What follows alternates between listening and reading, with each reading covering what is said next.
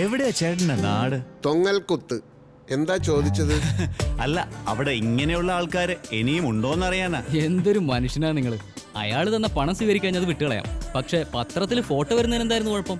അതെ, ഇത്തരം വാർത്തകൾ മറ്റുള്ളവർക്ക് പ്രചോദനമാവുകയല്ലേ ഉള്ളൂ. ഒറ്റ ദിവസം കൊണ്ട് ചേട്ടൻ ഫേമസ് ആയിക്കൂടായിരുന്നു. എന്നിട്ട് എന്തിനാ ഒരാള് ഫേമസ് ആവുന്നത് എന്തിനാ?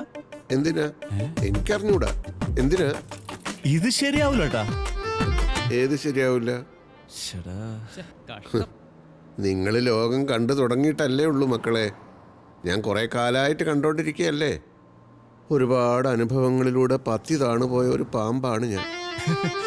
പാമ്പിനെന്താ ജോലി?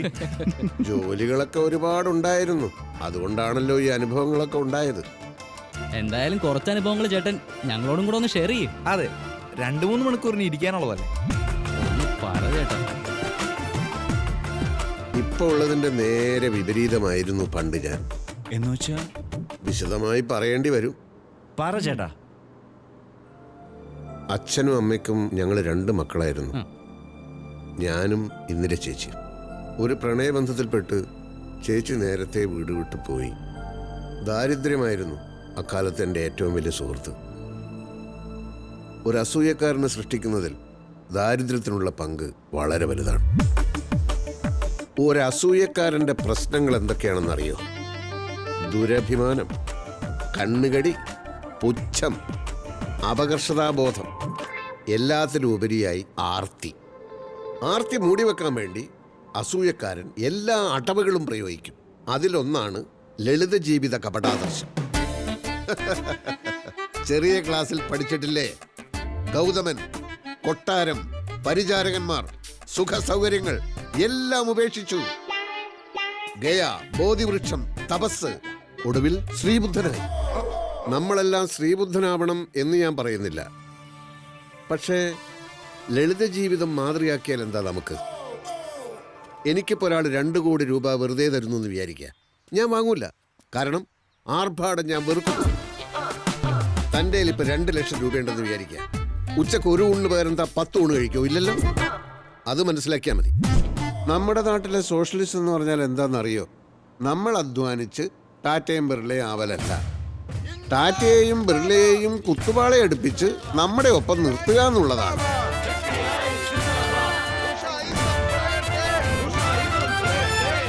ആ ലക്ഷ്യം വെച്ചുകൊണ്ടാണ് ഞാൻ വിപ്ലവ പാർട്ടി ചേർന്നത്.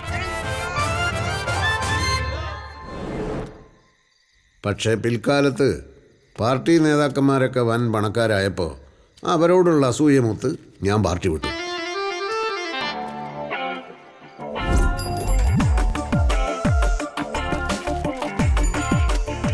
പണികൾ പലതും മാറി മാറി ചെയ്തു. ഈ ജോലി ചെയ്യുമ്പോൾ ആ ജോലിയിലാണ് കൂടുതൽ പണം കിട്ടാൻ സാധ്യത എന്ന് വിചാരിച്ച് അങ്ങോട്ട് ചാടും. അങ്ങനെ അങ്ങോട്ടും ഇങ്ങോട്ടും കുറേ ചാടിയതല്ലാതെ ആവശ്യത്തിനുള്ള പണം മാത്രം കയ്യിൽ വന്നില്ല.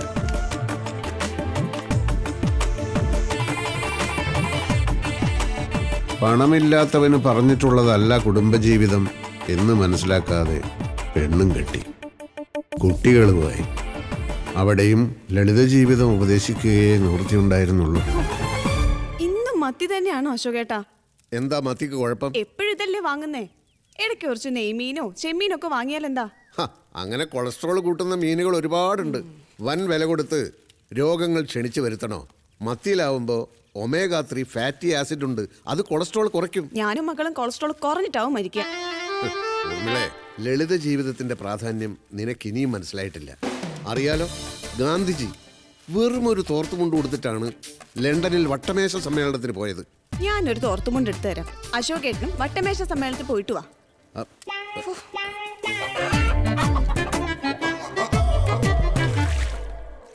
അടുത്ത വീട്ടിലെ രാമേന്ദ്രന് ലോട്ടറി അടിച്ചു എന്നറിഞ്ഞപ്പോൾ അസൂയ കാരണം ഞാൻ ബോധം കെട്ട് വീണിട്ടുണ്ട്. അറിഞ്ഞോ? അപ്പുറത്തെ വീട്ടിലെ രാമേന്ദ്രൻ സാറിന് ലോട്ടറി അടിച്ചു.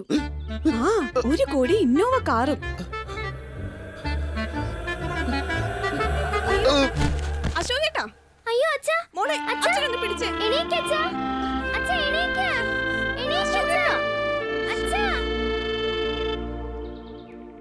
തുടർന്നങ്ങോട്ട് ലോട്ടറി ടിക്കറ്റുകളുടെ കാലമായിരുന്നു. തലങ്ങും വിലങ്ങും ലോട്ടറി ടിക്കറ്റ് എടുപ്പോടെടുപ്പ്.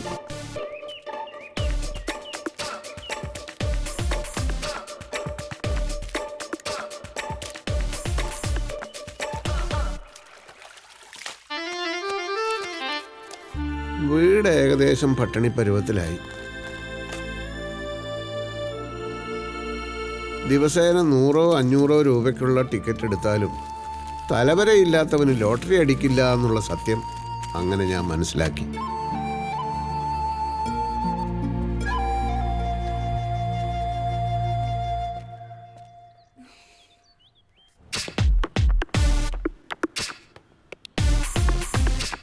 കുറച്ചധികം നാൾ ഞാൻ സിറ്റിയിലെ ഒരു ഹോട്ടലിലെ സെക്യൂരിറ്റി ജീവനക്കാരനായിരുന്നു.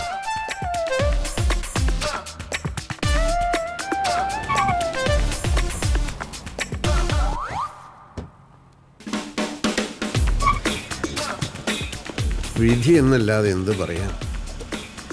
പണക്കാരുടെ മുമ്പിൽ തലകുനിച്ച് എൻ്റെ നടുവൊടിഞ്ഞു.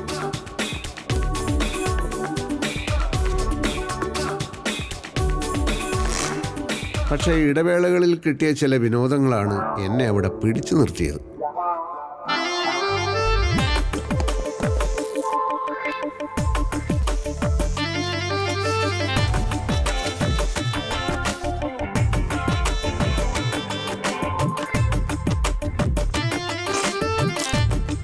ഒളിച്ചിരുന്ന് പണക്കാരൻ്റെ ദേഹത്ത് മുറുക്കി തുപ്പുക, അവരുടെ കാറിൻ്റെ കാറ്റഴിച്ചു വിടുക, ഇതൊക്കെയായിരുന്നു പ്രധാന വിനോദങ്ങൾ.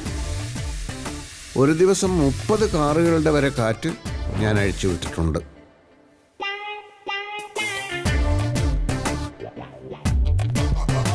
ഇഷ്ടാനുസരണം പരസ്ത്രീകളെ പ്രാപിക്കാൻ കഴിയാത്തവരാണല്ലോ നമ്മുടെ നാട്ടിൽ സദാചാര പോലീസുകാരായി മാറുന്നത്.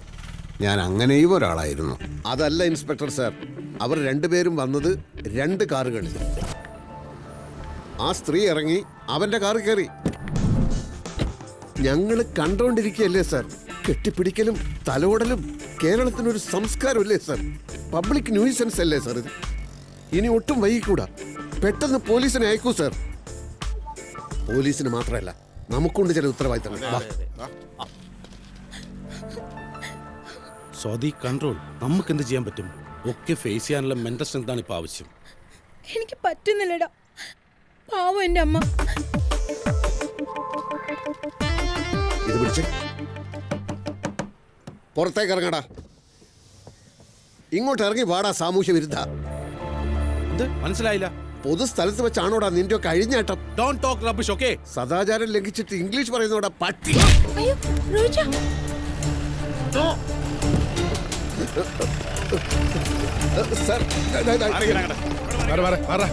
സാർ, ഇവര് രണ്ടുപേരും കുറെ നേരമായി അനാശാസ്യത്തിൽ ഏർപ്പെട്ടിരിക്കുകയായിരുന്നു. ഞങ്ങൾ സംസാരമൊക്കെ സ്റ്റേഷനിൽ ചെന്നിട്ട് വന്ന് വണ്ടി കയറി ഇങ്ങോട്ട് ഇറങ്ങടി. മാഡം, ഞങ്ങള് ഒക്കെ അവിടെ ചെന്നിട്ട്